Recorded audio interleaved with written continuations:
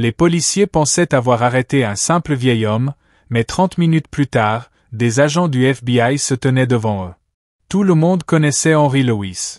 Il vivait dans une petite maison à la périphérie, allait acheter du pain, saluait ses voisins et nourrissait chaque jour, à la même heure, les pigeons à la fontaine de la place.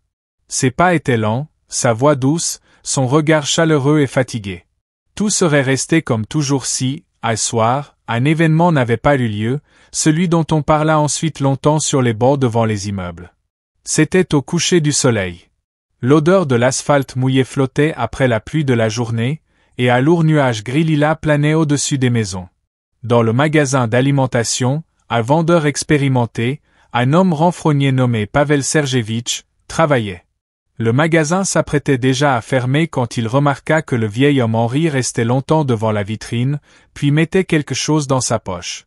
Pavel Sergevitch sortit de derrière le comptoir. « Arrêtez-vous, s'il vous plaît », dit-il en posant sa main sur l'épaule d'Henri. « Venez avec moi. » Henri ne résista pas.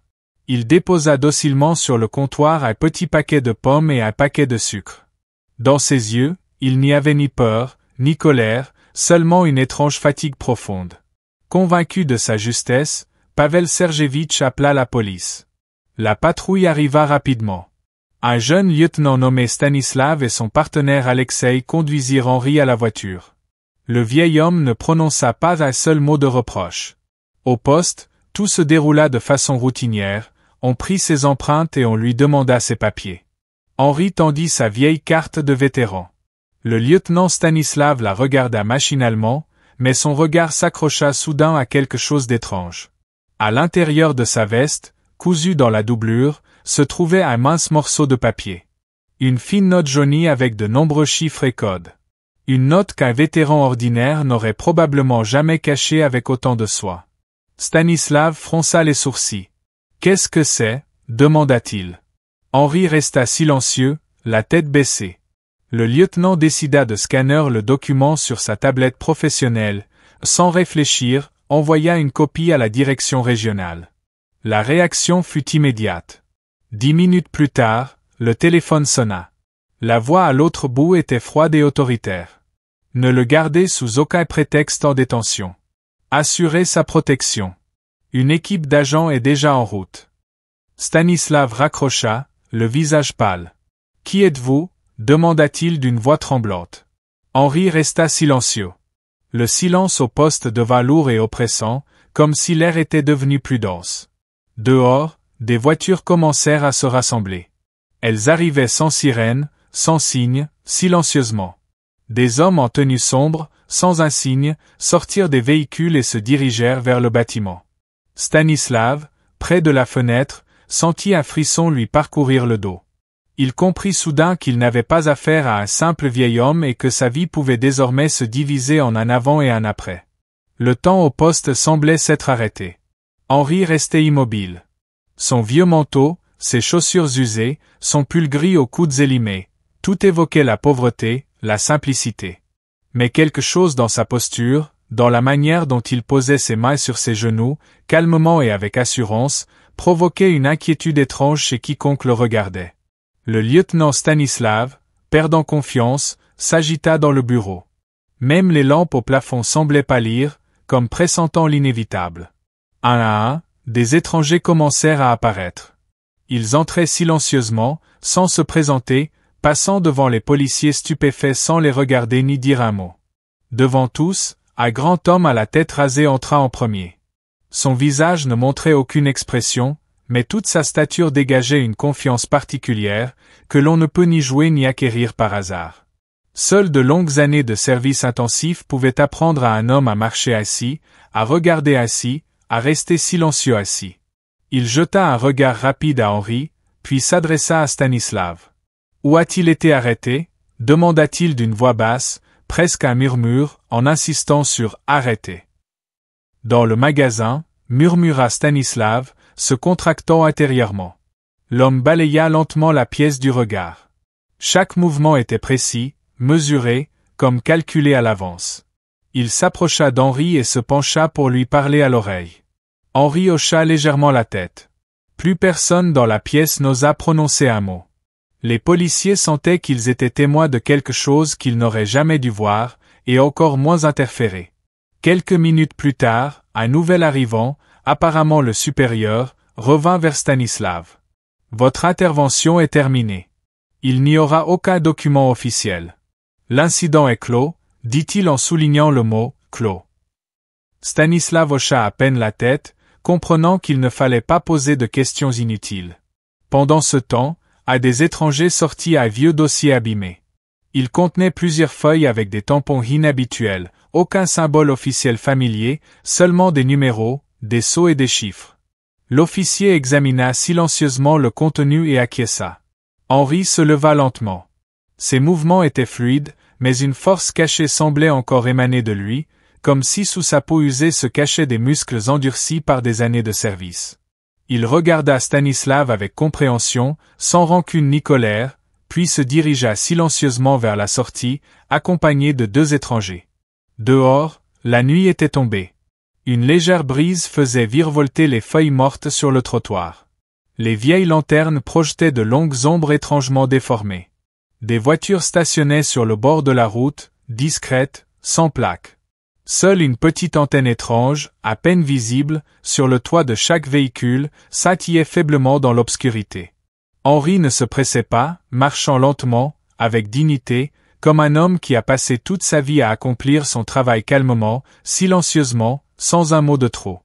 Au dernier moment, il se retourna. Sur les marches du commissariat se tenaient tous les policiers de service. Ils le suivirent du regard en silence.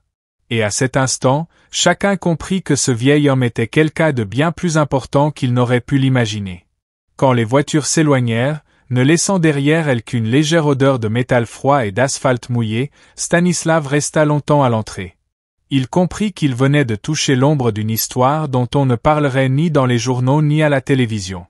Et aussi simple et tranquille que semblait être la vie de Henri Lewis, sous cette apparence se cachait un service silencieux et exigeant. Sans médaille, sans défilé, sans orchestre et, surtout, sans droit à l'erreur. La nuit tomba sur la ville, calme mais inquiétante. Les vieux tilleuls le long de la route craquaient sous le vent, comme s'ils murmuraient quelque chose. Au loin, un chien hurla tristement et l'écho de sa voix se répandit dans les rues désertes. Pendant que certains tentaient de s'endormir dans leur lit chaud, plusieurs voitures se dirigeaient vers une petite maison branlante à la périphérie. Cette maison attirait depuis longtemps les regards par sa simplicité.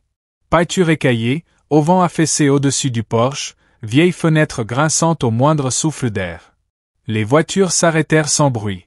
Des hommes en tenue sombre sortirent, chacun bougeant avec précision et prudence. Leurs visages étaient masqués et leurs mouvements presque silencieux. Henri s'approcha en silence de la porte et sortit les clés de sa poche. Lentement, comme ressentant le caractère sacré du moment, il ouvrit la maison. L'odeur à l'intérieur était familière à chacun, vieux bois, parfum légèrement perceptible de médicaments et peut-être du temps lui-même. Sur les murs, des photographies simples, une jeune femme en robe claire, Henri encore très jeune avec un profil marqué et un regard attentif. Sur l'une des photos, il se tenait en formation avec d'autres hommes, tous dans des manteaux usés identiques, mais leurs visages reflétaient des émotions différentes, espoir pour certains, inquiétude pour d'autres. Les agents ne perdaient pas de temps. L'un ouvrit un vieux meuble en bois, fouilla dans les tiroirs et en sortit plusieurs carnets enveloppés dans un tissu gris. Un autre se dirigea vers la bibliothèque, inspectant les volumes un par un. Beaucoup de livres étaient vieux et abîmés, mais derrière les couvertures se cachaient des choses bien plus importantes. Derrière un volume sur l'agriculture, ils trouvèrent un mince étui métallique. Il fut ouvert avec précaution, comme s'il craignait de détruire ce qui était à l'intérieur. Dans l'étui se trouvaient des documents, pas de passeport, pas de carte militaire, mais des listes avec des codes incompréhensibles, des coordonnées et des noms étranges. À côté, une carte indiquait, écrit de manière à peine lisible, à ne pas divulguer. Le supérieur parmi les agents, en voyant le contenu, fronça brièvement les sourcils. Il savait clairement de quoi il s'agissait. Son visage devint froid comme de l'acier. Parallèlement, un autre agent inspecta une vieille boîte sur l'étagère et y trouva des objets encore plus étranges. Minuscules émetteurs radio, petits paquets codés, cartes anciennes cryptées. Toutes ces découvertes montraient clairement que la maison de Henri était bien plus qu'une simple maison d'un vieil homme. C'était un lieu de mémoire, un archive d'un service anonyme où les décisions se prenaient en quelques secondes et où le prix d'une erreur se mesurait en vies humaines. Henri se tenait dans l'encadrement du salon. Il regardait les agents explorer son passé avec soin, presque avec révérence. Son visage restait calme, mais une lourde ombre se cachait dans ses yeux, l'ombre de tout ce qu'il avait vécu. Les agents travaillaient en silence, sans cri ni question. Chacun de leurs mouvements était coordonné, comme s'ils avaient déjà accompli cette tâche maintes fois. Leur mission était simple, documenter, emballer et emporter tout ce qui concernait le vieil homme et sa vie. Bientôt, la maison ne resta que vide, étagères vides, empreintes de chaussures soigneusement imprimées sur le sol poussiéreux et lampes scintillantes dans les mains de ceux qui travaillaient dans l'obscurité. Au petit matin, lorsque la ville commençait à s'éveiller, les voitures quittèrent la périphérie. Henri resta seul sur le porche de sa maison vidée, assis sur une vieille chaise, regardant une étoile mourante dans le ciel. Il savait que l'un des derniers épisodes de son long parcours venait de se terminer. Dire adieu à la maison était difficile, mais il ne se plaignait pas. Dans cet adieu, comme dans toute sa vie, il y avait une chose importante, le devoir. Et la compréhension que les sentiments personnels n'ont pas d'importance là où il s'agit de protéger les autres. Quand le soleil se leva sur la ville, le porche était vide. Seul un vieux journal fané, laissé sur les marches, bruissait doucement au vent. Au commissariat, Stanislav relisait les registres de service de la nuit. Aucune mention de l'incident avec Henri Lewis. Pas une ligne, pas un mot, comme si tout cela n'avait jamais existé. Mais ceux qui avaient vu, qui étaient présents cette nuit-là au poste, savaient que tout avait eu lieu et resterait à jamais avec eux. Ainsi disparut silencieusement une autre histoire que personne n'écrirait. La ville continua de vivre comme toujours, inconsciente qu'un homme à côté d'eux avait changé plus de destin qu'on ne pourrait compter. Cette nuit-là, lorsque les agents emportaient les documents et s'éloignaient dans l'ombre, Henri Lewis resta longtemps sur le porche, immobile. Son vieux manteau était imprégné d'humidité nocturne, mais il ne semblait pas sentir le froid. Dans ses yeux se reflétaient des années lointaines, comme si le temps avait perdu son sens pour lui. La mémoire, qu'il n'avait pas consultée depuis longtemps, s'ouvrait lentement, à contre-cœur. Il ne se souvenait pas des visages ni des dates, mais des odeurs, des sons et de la terre sous ses pieds. Au début des années 50, quand le monde commençait seulement à se figer dans la froide tension de deux puissances, Henri était très jeune. Il fut envoyé là où les frontières s'effaçaient et où les décisions se prenaient en silence, sans protocole. Il se souvenait de sa première mission, de petits villages à des milliers de kilomètres de sa patrie, où il fallait être l'un des leurs parmi les étrangers, où chaque geste pouvait coûter la vie, où la confiance se mesurait non par des mots mais par un regard à travers une lunette. Henri était partout où des événements se produisaient, événements qui n'avaient jamais existé officiellement. Il traversait des frontières qui n'existaient pas sur les cartes, transmettant des messages codés dans des bribes de chansons, parfois se rendant là où les autres ne revenaient jamais. Il apprit à attendre des semaines dans des caves étouffantes, à dormir sur le sol nu, comptant les secondes jusqu'à l'aube. Il devait s'oublier lui-même. Dans des pays étrangers, il devenait quelqu'un d'autre, changeait de nom, de langue, d'habitude. Parfois, Henri oubliait qui il était réellement. Il eut un jour à vivre des situations qui dépassaient les notions ordinaires de la vie. Quand une catastrophe frappa une ville du nord lointain et que les rues furent couvertes de cendres radioactives, il était là, non pas en combinaison de protection ni en char, mais à pied, un petit paquet contre lui contenant une carte précieuse d'installation, vitale pour de nombreuses vies. Ensuite vinrent des années dans le sud, soleil brûlant, poussière dense, odeur de métal chauffé. Dans un désert, il dut négocier sans armes, sachant que la moindre erreur coûterait la vie à tout le groupe. Il se trouvait alors face à un homme dont le nom devint interdit à prononcer. De son calme et de sa subtilité vocale dépendait plus qu'une vie. Peut-être même des destins entiers. Il n'était pas un héros. Son travail n'était pas fait de hauts faits retentissants, mais de rendre l'ordinaire crédible, pour que l'ennemi ne sache jamais qu'il avait perdu, pour que les guerres qui auraient pu éclater restent sur le papier. Dans cette ville assoupie, on ne savait de Henri que ce qu'il était un vétéran. Personne ne demandait de détails. On lui souriait dans les rues, on le saluait dans les magasins. Il réparait des vélos pour les enfants, aidait les voisins âgés à porter de l'eau, s'asseyait parfois à l'ombre d'un arbre avec un vieux livre. Mais peu savaient qu'il lisait entre les lignes. Un jour, un garçon l'approcha et demanda « Pourquoi Henri est-il toujours seul ?» Le vieil homme sourit et répondit « Parfois, ceux qui devraient être à vos côtés sont restés là-bas. » Le garçon ne comprit pas et fit bien. La vie dans l'ombre exige des sacrifices. Henri renonça à beaucoup, famille, amitié durable, aveux ouverts. Tout contact avec le passé pouvait être mortel pour quelqu'un d'autre. Il s'habitua à vivre assis, dans la pénombre, sans attache, sans souvenirs exploitables en un moment de faiblesse. Dans de rares soirées, il sortait une vieille photo presque effacée. Une femme en robe légère, son sourire portait l'été éternel. Il la tenait peu de temps, la repliait soigneusement et la rangeait dans sa cachette. Pas pour oublier, mais parce que le devoir exigeait le silence, même envers soi-même. Parfois, assis sur le porche, il observait la vie de la ville, les enfants jouant, les voisins disputant, le temps passant doucement. Et à ces moments, il savait que tout ce qu'il avait fait n'avait pas été en vain. Que ses exploits restent anonymes, que ses médailles s'entassent dans des archives, que personne ne dise jamais merci. L'essentiel était que ces rues restent calmes, paisibles, vivantes. Cette nuit-là, lorsque les agents rassemblèrent les affaires de Henri, ils laissèrent une chose, sur une vieille étagère, une petite figurine en bois de colombe, faite à la main, elle fissurée, regardant devant elle de ses yeux vides. Dans ce simple jouet se trouvait plus de vérité sur la vie de Henri Louis que dans n'importe quel livre de Tolstoï. Il était là où il ne fallait pas être. Il faisait ce dont on ne devait pas parler et partait sans demander récompense ni gloire. Le vide après cette nuit au commissariat se faisait presque sentir physiquement.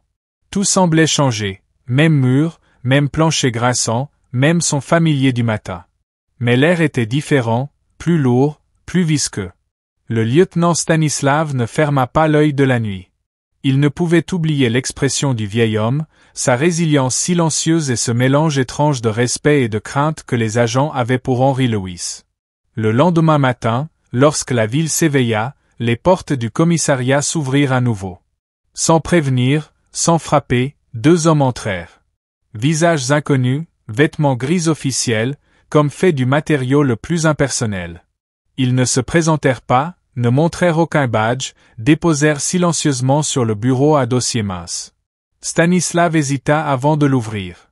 Quand il le fit, son regard parcourut les lignes. Dossier sur le citoyen Henri Louis. Statut, confidentiel. Accès spécial. Les textes étaient brefs, presque télégraphiques.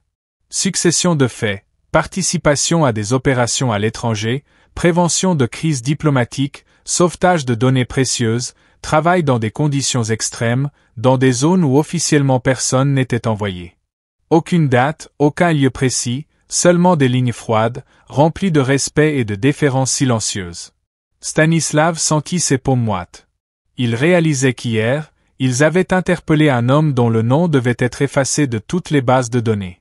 Un homme dont l'existence ne servait qu'à permettre aux autres de dormir tranquillement chez eux. L'un des inconnus parla doucement. Vous avez commis une erreur non par malveillance mais par ignorance. Ceux qui doivent comprendre, comprennent, mais la compréhension n'exonère pas de la responsabilité. Le ton était doux, mais un frisson d'acier se faisait sentir dans ses mots. Stanislav resta silencieux. Que pouvait-il dire? Se justifier était inutile. Se cacher derrière des instructions, encore moins. Au fond de lui, il savait que même s'il avait vu les documents de Henri à l'avance, il n'aurait pas cru. Comment croire qu'un homme qui achète le lait chaque matin et nourrit les pigeons à la fontaine est capable d'exploits que les archives officielles taisent? Après une courte conversation, les inconnus disparurent aussi silencieusement qu'ils étaient apparus, et le commissariat retomba dans un silence dense. Les agents de ce service évitaient désormais de discuter de ce qui s'était passé. Chacun comprenait que certaines choses valaient mieux être gardées au fond de la mémoire, sans paroles inutiles. Mais le silence n'éteignait pas les pensées. Stanislav resta longtemps assis à son bureau, repensant à tous les détails de cette soirée. Comment Henri se tenait devant la vitrine, comment il marchait calmement jusqu'à la voiture, comment il restait silencieux lors de l'interrogatoire, sans jamais chercher à se justifier. Et plus il y pensait, plus il comprenait, la vraie force ne demande jamais de reconnaissance. Elle vit dans le silence, sans slogan retentissant ni décoration. Elle se cache derrière l'humilité, un sourire discret, dans les gestes du quotidien. Quelques jours passèrent. Henri ne revint pas en ville. Sa maison resta vide et les voisins, qui autrefois chuchotaient sur ses étrangetés, parlaient maintenant de lui avec respect. Certains racontaient avoir vu, la nuit, des voitures approcher de sa maison. D'autres affirmaient avoir entendu des conversations dans des langues inconnues. Mais dans les sources officielles, le nom d'Henri Lewis n'était jamais mentionné. Pas de nouvelles, pas d'enquête. Tout restait entre ceux qui savaient et ceux qui devinaient. Un matin, Stanislav se rendit sur la place. Il passa près de la fontaine où Henri s'asseyait habituellement pour nourrir les pigeons. La fontaine était vide. Seuls quelques pigeons tournaient au-dessus de l'eau, comme en hommage à sa mémoire. Stanislav s'arrêta et resta longtemps debout, tandis que le ciel s'éclaircissait sous les premiers rayons du soleil. Et soudain, il remarqua, sur le banc où le vieil homme s'asseyait habituellement, une vieille casquette usée. Celle qu'Henri portait tous les jours en ville. La casquette était soigneusement pliée. Sur elle reposait un petit morceau de papier, sans un mot, seulement un signe, une petite croix à peine visible, traversée de 2 traits. Stanislav ne savait pas ce que cela signifiait, mais il sentit que c'était un adieu et un signe de gratitude, silencieux et discret, comme toute la vie d'Henri Lewis. Les jours passèrent. La ville reprenait lentement sa vie habituelle. Les enfants riaient à nouveau sur les places, les portes des vieux cafés s'ouvraient, et l'air était parfumé de pain fraîchement cuit. Pourtant, comme un voile léger, l'ombre de ces événements persistait au-dessus de la ville, des événements dont on ne pouvait parler à voix haute. Personne ne mentionnait plus directement Henri Lewis. Non pas par oubli, mais par respect. Parfois, sur le banc de la fontaine, quelqu'un laissait des morceaux de pain pour les pigeons. Parfois, les enfants, sans savoir pourquoi, commençaient un jeu silencieux, s'asseyant sur le banc sans se parler. Les habitants ressentaient que quelque chose d'important s'était produit. Et bien que tout paraissait inchangé, une nouvelle prudence s'installait en chacun, prudence dans les jugements, respect pour ceux qu'on jugeait autrefois à l'apparence. Stanislav restait souvent tard au poste. Il relisait les anciens registres, les protocoles de service, où rien ne mentionnait cette nuit-là. Parfois, il avait l'impression que tout cela avait été un rêve. Le vieil homme en manteau, les personnes étranges sans un signe, les documents disparus sans trace. Mais ensuite il se rappelait le regard d'Henri, calme, peu loquace, reflétant toute une vie. Le regard d'un homme qui n'attendait ni remerciement, ni reconnaissance. Stanislav comprit que des gens comme Henri Lewis ne cherchaient pas la gloire. Ce sont ceux qui, chaque jour, portent le monde sur leurs épaules, sans orchestre ni fanfare. Un matin, en marchant dans la rue, Stanislav remarqua une nouvelle plaque sur un vieux mur de la ville. Petite, discrète, en bronze sombre, elle disait « Dans cette ville a vécu un homme dont la vie était consacrée au service des autres. Peu connaissent son nom, mais le monde lui doit la tranquillité de ses rues. Ni nom, ni date, seulement mémoire. » Et cela suffisait. Avec le temps, les habitants changèrent. Ils s'entraidaient plus souvent, se disputaient moins pour des futilités, scrutaient les visages des passants comme pour deviner si quelqu'un veillait sur eux en silence. Henri Lewis devint une partie invisible de leur conscience. Un rappel discret que derrière la simplicité apparente peut se cacher une grande force, qui ne demande ni récompense, ni reconnaissance. Le temps passait, de nouvelles maisons poussaient là où étaient les friches, de nouvelles générations remplaçaient les anciennes. Seuls quelques vieillards sur les bancs se souvenaient, chuchotant entre eux, de l'homme qu'on ne voyait plus, mais dont l'empreinte restait plus solide que la pierre. Stanislav vieillit aussi. Il servait toujours au poste, mais beaucoup en lui avait changé. Il devint plus attentif aux gens, plus patient face aux erreurs, plus prudent dans ses jugements. Il apprit à voir derrière un manteau usé la force de l'esprit, derrière une voix calme une détermination de fer, derrière les rides du visage une histoire pleine de courage. Et chaque fois qu'il passait près de la fontaine, il saluait discrètement les pigeons qui continuaient de voler au-dessus de la place. Ainsi, il disait au revoir à Henri encore et encore. Il comprit enfin que la véritable grandeur vit dans le silence, dans les actes, dans les exploits invisibles que personne ne connaîtra jamais.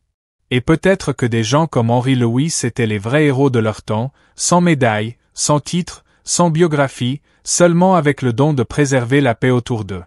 Silencieusement, humblement, pour toujours.